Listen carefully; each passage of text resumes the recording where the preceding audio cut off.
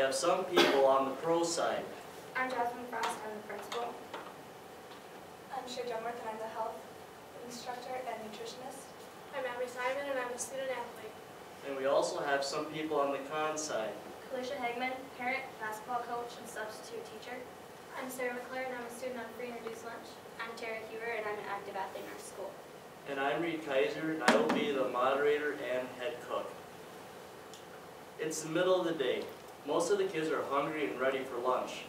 It is my job to make meals for those hungry kids to get them through the day. In South Dakota, the Child and Adult Nutrition Services is responsible for administering the United States Department of Agriculture's Food and Nutrition Services and Food Distribution Programs.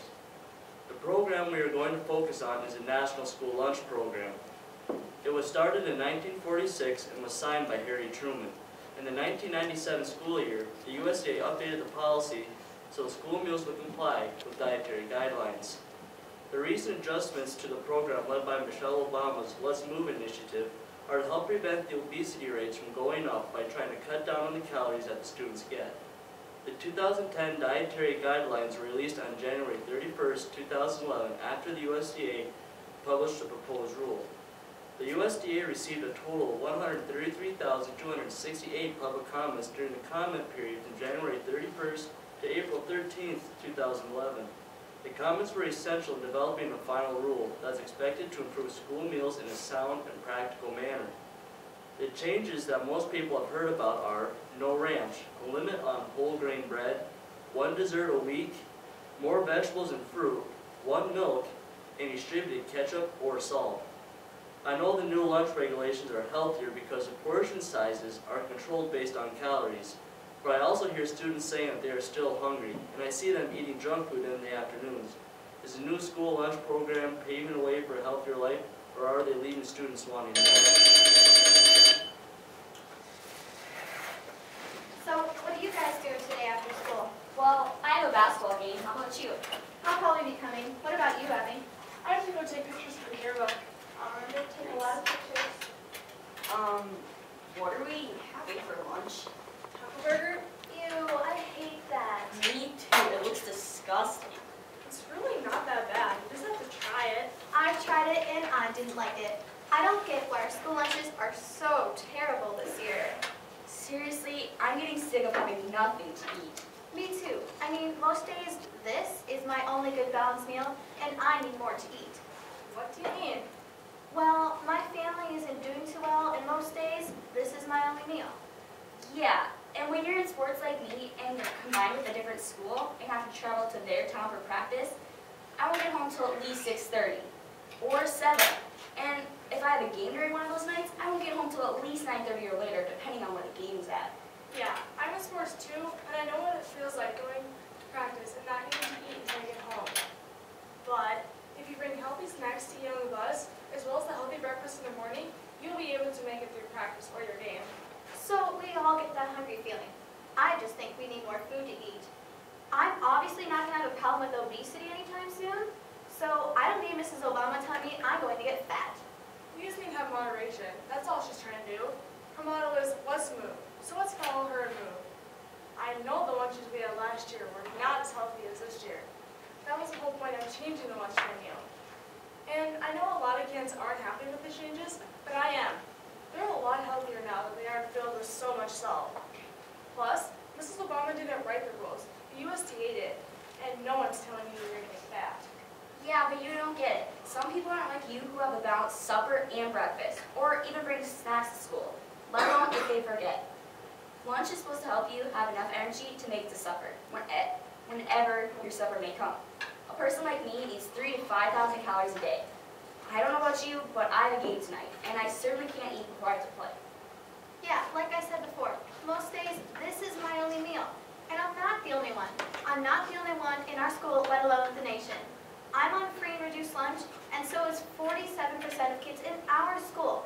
They don't always get breakfast, supper, or even both. And the school lunches this year are more expensive than they were last year. Yeah, I also read in the school newsletter that schools must offer a greater variety and additional quantities of certain foods to each student, and that's why the price was increased. But I'm personally not seeing these greater variety and additional quantities like what was promised. I understand, With the exceptions for individual schools, the USD expects that the cost of the bowl will increase with fuel served, but will not be proportionally higher for small schools like us. Well, putting prices aside for a second, I had to do a paper about Mrs. Obama, and I found out her own 2 kids only had to eat school lunches 2 times out of a month. 2 times a month? If these new school lunches are the result of her initiative and they are so healthy, why don't her kids have to eat it? I'm not worried about what Mrs. Obama gives her kids. This gives me a healthier diet, and I like it. It isn't fair that her kids don't have to participate, though. This new program isn't doing anything. I personally think it's making the obesity rates go up. Sure, we have one balanced meal out of the day, but after lunch, I'll go to class and eat candy because I'm so hungry. Other people will go to the convenience store and buy a pop and a candy bar because they're still hungry. Well, I think that this program isn't doing anything for our school. Besides, more of the obesity numbers are in the adults, not the kids. 1 out of 3 adults in the United States are obese.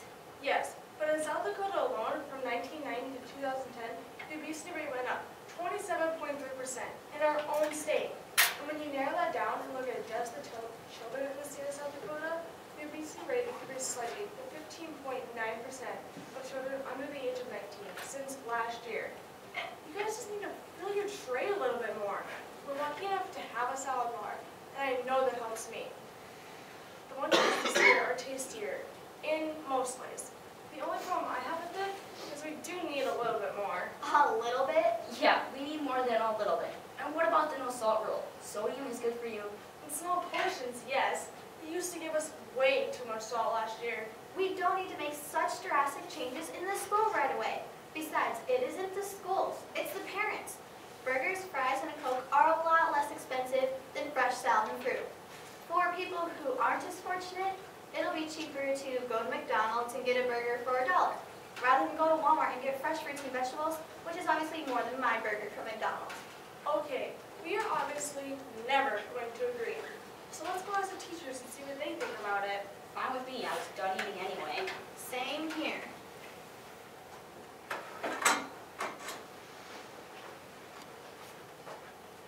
Hi, Coach Heaven, Mrs. Woolworth, and Ms. Frost. We have a question to ask you. All right, what can we help you girls with? Well, we were just debating whether the new school lunch was helpful or not. Yeah, do you guys think it's a good thing or a bad thing? Well, I'm just subbing for today, and from not only what my own kids have told me, but what my athletes have told me, they are always hungry, so I don't support it. Plus, the new school lunch program is limiting protein, and athletes need protein to build muscle and repair injuries. Ha! But I disagree. What? I disagree. This year's lunch is a lot healthier than last year. And as a principal of the school, I think it's a good idea to help my students live happier and healthier lives. I also agree. Being a nutritionist, I have spent the years learning about nutrition and trying to find ways to keep kids healthy. I not know everything what is good for each student in our school, but I found few problems with this school lunch. So I think it's better for us. Yes, but think of the kids that aren't as well off as others. The new adjustments will increase the amount of fruits, vegetables, and whole grains offered. Even though the final rule will also limit certain fats and reduce sodium and calories in school meals. Because some of these foods are more expensive than foods served in the old menus, there is an increase of about 10 cents in our school. This may not seem like a lot, but to families with many kids, it adds up quickly. See, I told you. Yes, it is unfortunate, but maybe Ms. Jamworth can help us understand the reason why it's so important to have healthy food served to us.